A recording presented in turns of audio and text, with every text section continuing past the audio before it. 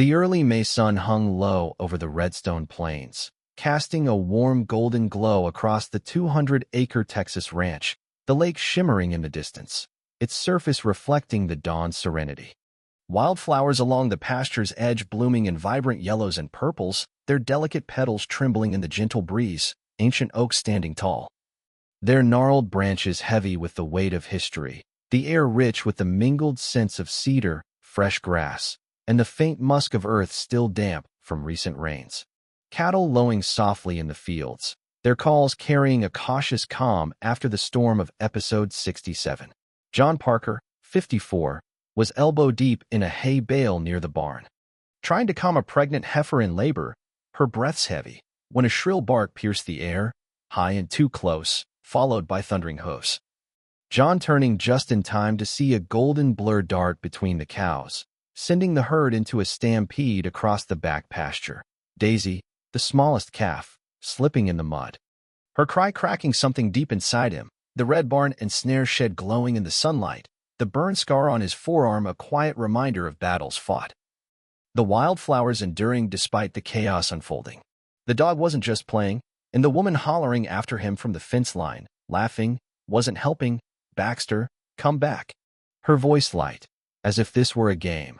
John recognizing her as Karen Bellamy, a new neighbor who'd moved into the old Miller place a few acres away, her solar-powered flamingos blinking at night. A stark contrast to the rugged plains. John had heard of her. California plates, a spotless white SUV, a bumper sticker reading Dog Mom in Chief. But this was their first real encounter. And it wasn't a good one, the lake glowing silver in the morning light, its calm a stark contrast to the stampede, the wildflowers along the pasture trembling in the breeze. The plains stretching wide and unbroken, their roots deep in the Texas soil. The next morning, John was mending the busted section of fence the stampede had damaged. His hands steady as he drove a new post into the ground, when Karen's SUV rolled up, her window humming down, her smile bright, the kind you'd expect from someone stepping out of a yoga class. "Morning," she chirped. "You must be the cowboy next door." John eyeing Baxter, the oversized golden retriever hanging his tongue out the window. "Morning. I guess that makes you the dog owner whose mutt chased my cattle yesterday." Karen blinking, unaccustomed to confrontation. "Oh, Baxter? He was just playing. Your cows looked like they needed exercise." John biting the inside of his cheek. "One of those cows is pregnant and limping. It's not a game when you're scaring livestock." "That's a crime out here." Karen's expression twisting between amusement and offense. "Crime? Come on. It's not like he bit one. Are you really that upset over a few moo cows?" John giving her a long stare. "There's a leash law, ma'am, even in Redstone, and Sheriff Bill doesn't take kindly to dogs harassing livestock." Karen scoffing. "I know my rights. I have a cousin who's a lawyer. Besides, this is America. Dogs are meant to run free." The wildflowers along the fence trembling in the breeze. The plains stretching wide and unbroken, their roots deep in the Texas soil. John let her words hang, knowing people like Karen didn't hear reason. They just waited for their turn to talk. The next few days quiet, John hoping their chat had scared her into being careful, but then it happened again. John mucking the pins when Baxter's familiar bark echoed.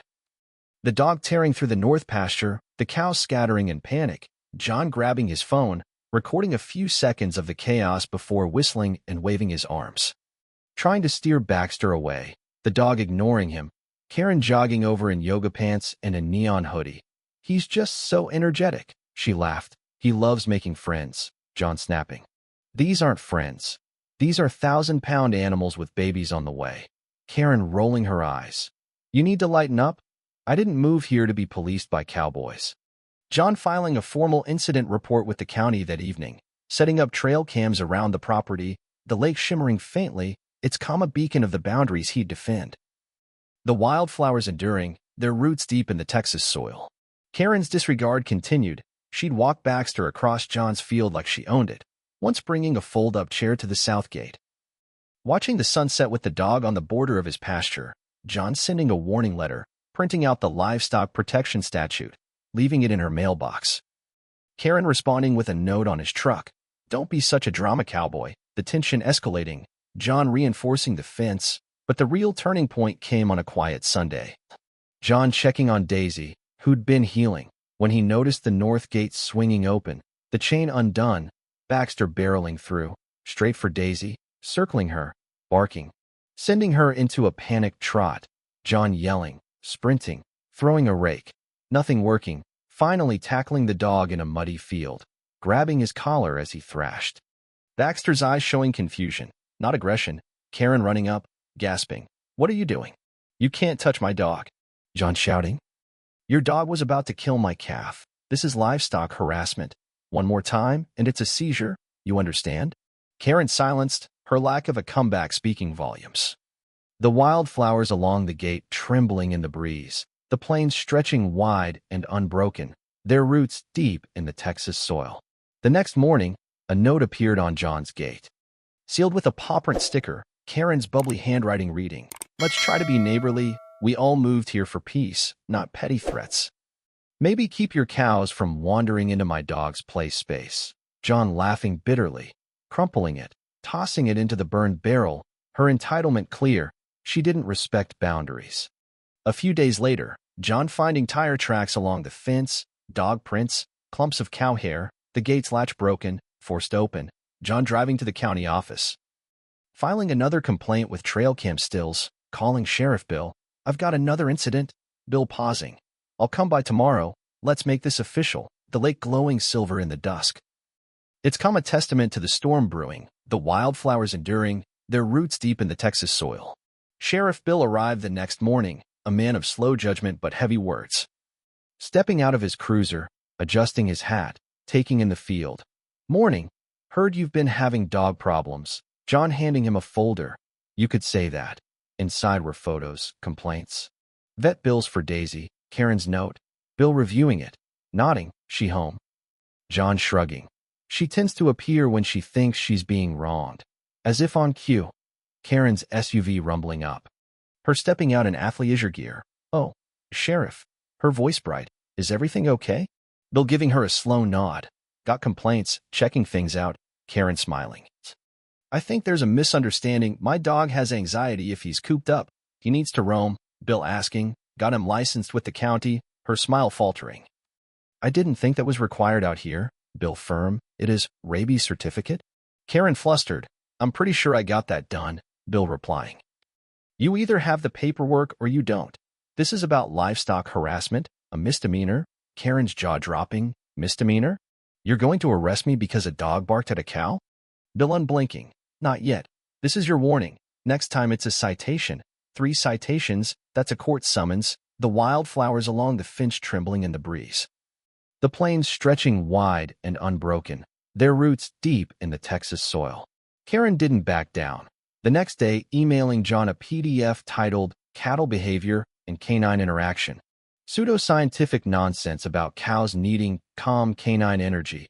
John pinning it to the barn wall under local comedy. Adding cameras, reinforcing the fence, keeping his phone ready. The tension mounting. One morning after a light rain, John walking the fence line, coffee in hand, the ground soft, footprints and tire tracks telling a story, the north gate open, chain dangling. Baxter deep in the pasture, barking, the herd scattering, Daisy limping, another calf cornered near the feed truck, slipping, John recording, vaulting the gate, boots sliding in the mud. Pulling a rope from his belt, lassoing Baxter on the first throw, dragging him back, both slipping in the mud. Karen shrieking, "Baxter, what are you doing to my dog?" John holding the rope. "Great idea. Let's call the sheriff. I've got the footage. This is your 3rd offense." Karen denying, "I didn't open your gate. I was just walking by." John pointing, "Your tire tracks. Your flamingo decals. I've got 2 injured calves now." The lake glowing silver in the morning light. It's come a testament to the chaos unfolding, the wildflowers enduring. Their roots deep in the Texas soil. Sheriff Bill arrived, taking in the scene, watching John's footage, pulling out his citation pad. Karen Bellamy, "You're being cited for livestock harassment. Unlawful trespass, failure to control a domestic animal, 3rd offense." Karen stunned. "This is circumstantial." Bill firm, "It's documented. Videos, complaints, vet bills, you've had chances." Ordering Baxter off her property without a leash and muzzle, warning of seizure. Karen shaking, "I'll sue all of you. This town's backward." Bill tipping his hat. "You broke the law." deal with the consequences, helping John check the calves, Daisy limping worse, the other needing a vet. You did the right thing, Bill said. The wildflowers along the pasture trembling in the breeze, the plains stretching wide and unbroken, their roots deep in the Texas soil. 3 weeks later, John sat in a Redstone courtroom. The air smelling of floor polish, clutching a binder of evidence, Karen across the room, her cousin, a traffic attorney, fumbling papers, Judge Clara Evans presiding. Known for her no-nonsense demeanor, Karen launching into a monologue about emotional stress, claiming John harassed her, Clara unimpressed, John presenting his case, photos, videos, vet bills.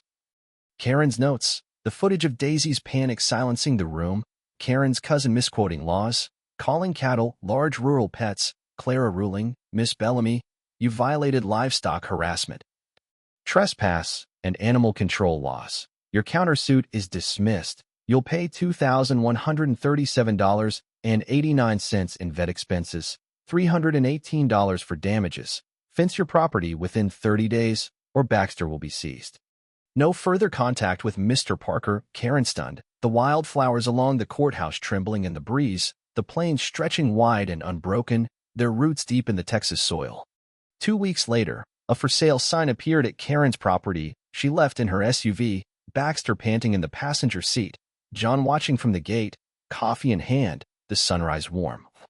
Daisy and the herd recovering, peace returning, the crew gathering, coffee steaming, Ethan sketching Daisy, you stopped her, Grandpa, Sarah's hand in his, you protected Redstone, Frank saying. Grayson's still out there, Matt adding. Phase 4's escalating, Midwest reports. Tom by the window, Ridge has movement, 7 riders, Mary Ellen firm. We'll be ready. John looking at his family. This land's our peace, we'll keep it. The lake glowing gold as dawn broke, the plains stretching wide, wildflowers enduring, their roots deep in the Texas soil, the chaos resolved. But the fight far from over.